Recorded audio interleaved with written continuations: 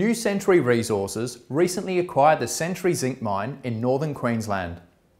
And whilst mining of the primary deposit has been exhausted, there remains nearly 2 million tonnes of zinc at a grade of nearly 3% within the tailings, which New Century plans to reprocess using the existing infrastructure that we believe will see production recommence by next year.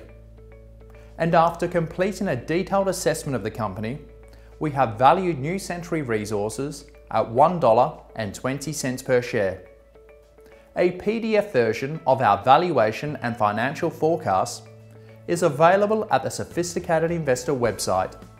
For much of the past decade, numerous experts have been bullish on the future zinc price due to a shortage in supply. And with numerous operations now closed, no new major projects due to come online, and stockpiles at decade-long lows, which has already seen an increase in the zinc price, it appears this time is now upon us. New Century Resources is poised to take advantage of this higher price environment through their recent acquisition of the Century Zinc Mine.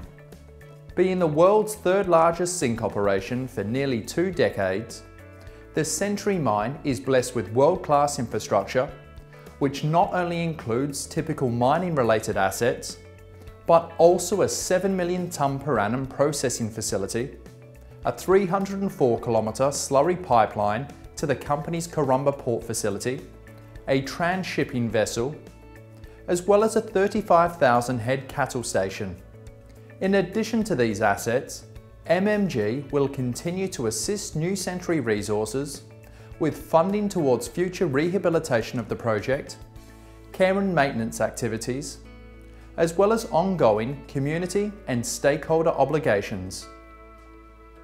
The previous operators at the Century Mine were driven to maximise revenues and production through the project's throughput levels. This strategy, whilst highly successful, did come at the detriment for metallurgical recoveries as they were lower than the achievable rate. This, however, presented the current opportunity as there remains a substantial amount of zinc at a relatively good grade within the tailings. New Century's strategy is relatively straightforward, as they plan to refloat the tailings to give it the additional time required to maximise recoveries.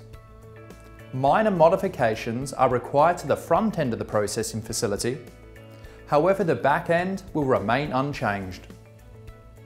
Numerous independent studies have already been completed on the reprocessing of tailings at the Century Mine, with recoveries of at least 50%. We have estimated production of at least 100,000 tonnes of contained zinc metal per annum, which will commence next year. We note our estimates are highly conservative, as capital costs will potentially decrease further, whilst operating costs are also likely to fall as further studies are completed on the project. In addition to the tailings project, there is significant exploration potential for further discoveries at Century.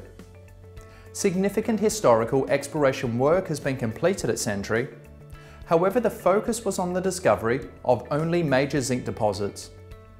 And whilst unsuccessful by this high standard, 2 hard rock deposits have already been defined, 40 lodes identified, and a significant exploration database, which is currently being reviewed, was created.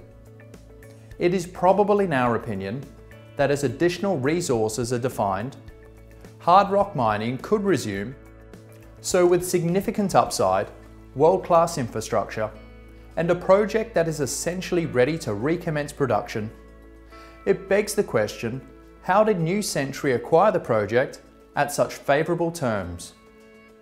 Whilst we cannot be 100% certain, we believe the previous operator, MMG, a major diversified miner, was attracted to the New Century proposal given the management team's experience and the strategy to rehabilitate the Century site. Whilst the terms of the transaction will also see the environmental rehabilitation bond, which is currently guaranteed by MMG, will progressively be replaced by New Century over time from profits of the operation. As the majority of this bond relate to the tailings area, which will be rehabilitated through the reprocessing strategy.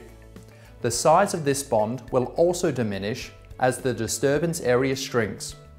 For full details on our report, which includes our valuation, investment and risk analysis, a virtual site trip to the Century project in Karumba Port, a review of the exploration potential, as well as a range of management interviews, please visit thesophisticatedinvestor.com.au.